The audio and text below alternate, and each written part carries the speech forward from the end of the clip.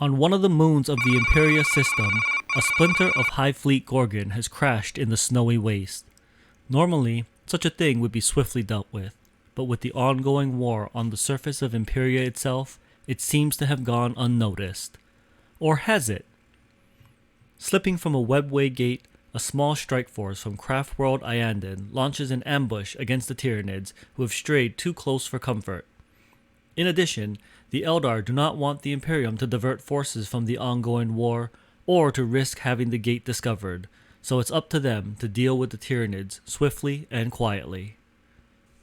I wanted to take a quick moment to thank everybody who subscribed to the channel. We've reached 100 subscribers and honestly we can't be more flattered.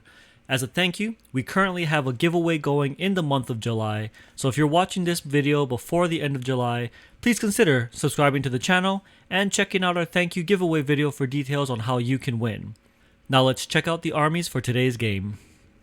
On the defender side, we have our Project Tyranid army that you've watched us build, then paint, and now we're putting on the table for the first time.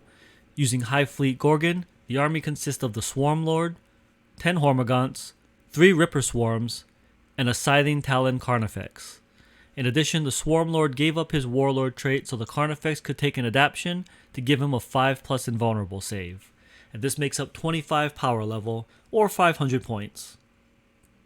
On the attacker side, we have Salty Shi here at the HQ today playing his Craftworld Iyanden. For this special game, we made an exception and allowed Wraithguard units to count as troops, as we feel that this is in line with things like the rules for the Deathwing or other special army formations. In addition, it's Craftworld Iyanden, how are we not going to let someone field an all Wraithbone army? Led by a Forge World Wraithseer, which is basically a Farseer in a Wraithlord body, then a unit of 5 Wraithblades with axes and shields, and lastly a Wraithlord with star cannons and a sword. Today's mission comes from Mission Pack Plague Purge, Combat Patrol Mission Number 1, Infiltrate the Ring. This is an attacker-defender scenario, where the defender chooses the deployment zones, and then splits up their deployment zone evenly into thirds. The defender then completely deploys their entire army with an equal number of units going into each deployment zone, and a single objective marker in each zone as indicated on the map.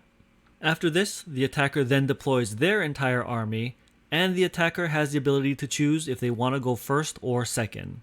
Scoring is as follows, starting at the end of the second battle round. 5 points for controlling one objective marker, 5 more points for controlling more objective markers than your opponent, and lastly 5 points for controlling the alpha objective. The alpha objective is special, and the attacker gets to choose the alpha objective during the start of any of their command phases, and then once that happens, that objective becomes the alpha objective for the remainder of the game. But until the attacker picks the alpha objective, there is no scoring for the alpha objective. Finally, at the end of the game, 10 points for controlling one objective, 10 more points if you control the alpha objective, and there's a modified line breaker wherein the attacker gets 10 points if it has any units in the defender's deployment zone. If not, the defenders will get the 10 points instead. The Tyranids deploy at the bottom of the table, and you can see the Swarm Lord right up against the edge of the middle section, trying to stay near the Hormagaunts, with the Carnifex holding down his own on the left. The Ripper Swarms are held in reserve. In response, Iyanden has deployed entirely on the upper left corner, looking to overload one side and then sweep across the table. Turn 1, and Iyanden has decided to take the first turn. They generate their command point. In the movement phase, Iyanden spends 1 command point to activate Matchless Agility. This allows the Wraithblades to automatically advance 6 inches. Meanwhile, the Wraithlord and the Wraithseer walk their full movement up the table. For the first time in our battle reports, we have a Psychic phase. The Wraithseer can cast 1 spell and successfully uses Protect on the Wraithblades, giving them +1 to all saving throws. This gives them a 2+ armor and a 3-up invulnerable save. Unfortunately, the Swarm Lord is just outside of deny range. As we move into the shooting phase, the Wraithlord opens fire with its 2 star cannons into the Carnifex. 4 shots, but the high toughness of the Carnifex means no wounds are dealt. The Wraithseer gets D3 shots with its D cannon, getting 2 shots, hitting with 1, and then using a command point to re-roll, scoring a second hit. 2 wounds, and unfortunately the Carnifex fails both of its saves, with each hit dealing d6 wounds. Unfortunately for the Carnifex, it only scores 5 wounds, letting it survive this barrage, but it's still a rough start, but that easily could have been much worse. And finally, with no charges because of the advance move, the Tyranids have weathered the initial strike and are looking to retaliate. In the Tyranids' first turn, they're looking to strike back hard, though there is a lot of high toughness, high armor units on the other side. In the movement phase, the Swarmlord and the Hormagaunts advance, while the Carnifex moves into a guaranteed charge range. Lastly, the Ripper Swarms pop in, claiming objective number 2, and look to be pretty safely in control for the time being. In the Psychic phase, the Swarmlord looks to cast Catalyst on himself, failing with a roll of a 4, and then uses a command point to reroll, and then failing with another 4, teaching us all, don't use your command points for rerolls. The second Psychic power is Onslaught. This will allow the Swarmlord to charge even after advancing. However, this also fails with a 5, bringing a disappointing end to the Psychic phase. Now there are no guns in this Tyranid army, so let's get right to the good part. The Carnifex makes its charge into the Wraithblades and begins its attacks. The Carnifex gets the most bonuses on the turns it charges, so it's starting out with 6 attacks, landing 5 hits and dealing 3 wounds. But the Wraithblades make a big 3 saves thanks to Protect. The Carnifex also makes a single attack with its Bone Mace tail, hitting and wounding, and the Wraithblades fail that, but the tail only does d3 wounds, and they only get a 1, so it fails to kill any of the Wraithblades. The Wraithblades then swing back with their 10 attacks, getting 7 hits and dealing 4 wounds. And the Carnifex only makes 1 save. Each hit deals d3 wounds, which is 4 wounds, and stacked up to the wounds it took earlier in the game, that's enough to kill the Carnifex, who for some reason only has 8 wounds. And at the end of the first turn, Iyanden has drawn First Blood, bringing down the Carnifex at the cost of no Eldar souls. The Swarmlord is really going to need to pull his weight if he's going to push the Eldar Wraith constructs back. At the start of turn 2, the Eldar forces are in optimal range. Generating their command point, everyone moves forward towards the Tyranid lines. In the Psychic phase, the Wraithseer attempts to cast Protect again and fails its roll. Using another command point to re-roll the roll, this time it's even worse, and he takes a Peril of the Warp, dealing 2 mortal wounds to himself. For shooting, the Wraithseer has the ability to blind fire, meaning he can target units out of line of sight. Those tricky Forge World rules. Shooting at the Ripper Swarm, the Wraithseer's D-Cannon gets D3 shots, doing 1 shot, hitting once, and wounding, and the shot deals D6 wounds, but sadly it only gets 1 wound. The Wraithlord opens up against the Swarmlord, with the Star Cannons getting 3 hits, but only 1 wound. But a failed invulnerable save deals d3 wounds, but again only dealing 1. The Wraithlord also fires its flamers, but the Swarmlord does stick all of its saves. And we go right back into the action with the Wraithblades and the Wraithlord both making their charge into the Swarmlord. At the start of the assault phase, Iyanden activates their Craftworld specific relic, the Psytronome of Iyanden. For the rest of this phase, the base attack characteristics of all friendly Iyanden Wraith construct units within 6 inches of the Wraithseer are doubled. However, the strain of pushing the units mean that at the end of the phase, each Iyanden Wraith construct unit that was affected will suffer d3 mortal wounds. But because of that, the Wraithblades pile in first and now have 25 attacks on the charge, hitting on 4s for 14 hits and landing 8 wounds. The Swarmlord is a monster in close combat, getting a 3-up invulnerable saves from any close combat attacks, and with the help of a command point reroll, manages to stick 5 of its saves. The Ghost Axes do d3 wounds each, but luckily for the Swarmlord, they only manage to deal 5 wounds total.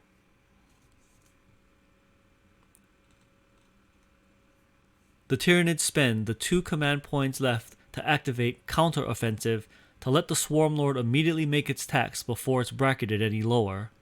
It throws its 5 attacks against the Wraithlord, dealing 4 hits, and 2 wounds. The Wraith Lord fails all of its saves, taking 6 wounds, surviving with 3 remaining. Lastly, the Wraith Lord makes its attacks back with 4 attacks, and using a command point but failing, only gets 3 hits, dealing 2 wounds. And the Swarm Lord sticks one of its saves but takes 3 more wounds.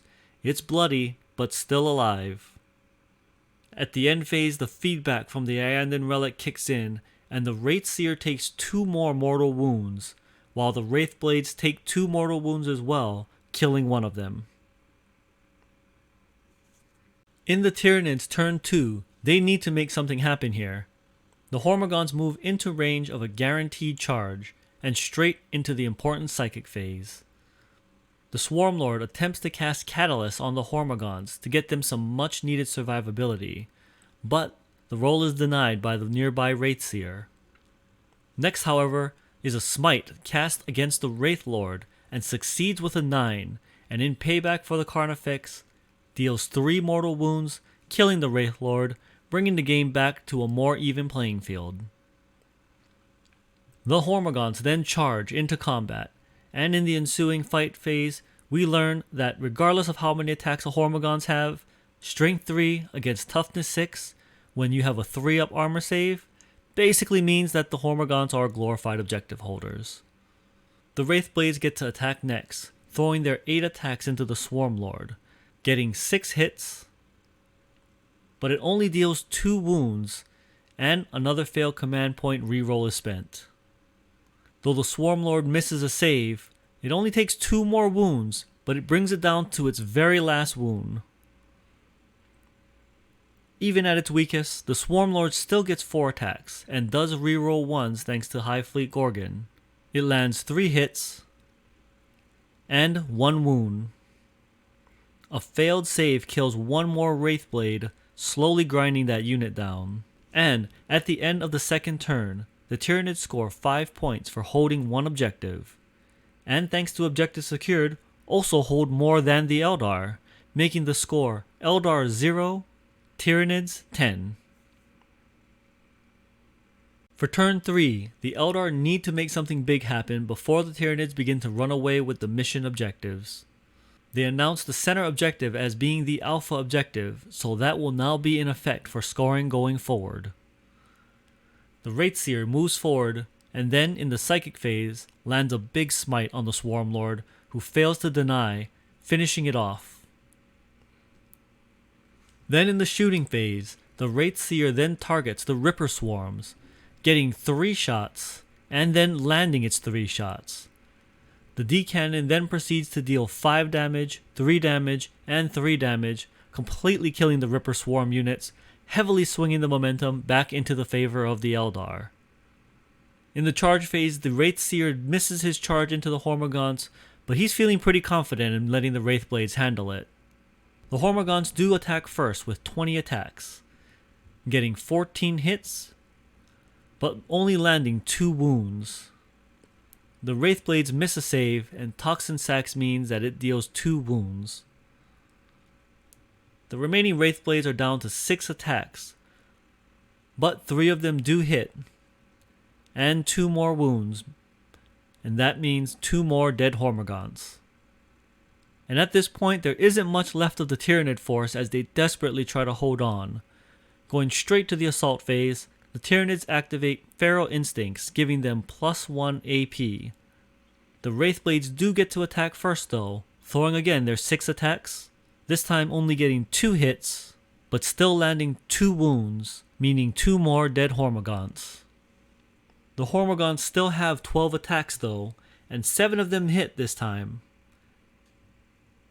with a consistent 2 wounds. And the Wraithblades again miss a save, and 1 more falls down, slowly bringing that unit down to its knees. Holding on with every last tooth and claw, the Hormagaunts do have objectives secured, which means they score the 5 points for holding an objective, 5 more for holding more than the Eldar, and 5 points for now holding the Alpha objective, bringing the score at the end of turn 3 to Iyanden 0, Tyranids 25. And it's do or die time for Craftworld Iyanden. The Wraithseer knows it needs to step in and finish this fight. It moves up, and then casts Smite, killing 3 of the Hormagaunts. It finally charges in, and thanks to a final command point reroll, it lands its 3 attacks, hitting and killing the final 3 Hormagaunts. A silence falls over the battlefield as the Eldar scan the area to see if their efforts were in vain. At the end of turn 4, they score the full 15 points for holding the objectives, and then at the end of the game, turn 5, we tally up the final end scoring. 10 points go to the Eldar for holding an objective, 10 more points for controlling the Alpha objective, and lastly 10 points for being in the Tyranids deployment zone. And this brings the final score of our game. Eldar Craftworld Iyanden score 45, Hive Fleet Gorgon Tyranids 25. Thank you for taking the time to check out this battle report. If you've enjoyed this kind of content, please let us know by hitting the like and subscribe button. And if you are in the Las Vegas area, we're actually planning to open up the option to play battle reports against viewer armies. So message us. I will throw the email down in the description below. Thank you so much, and we will see you all next time. Peace out, everybody.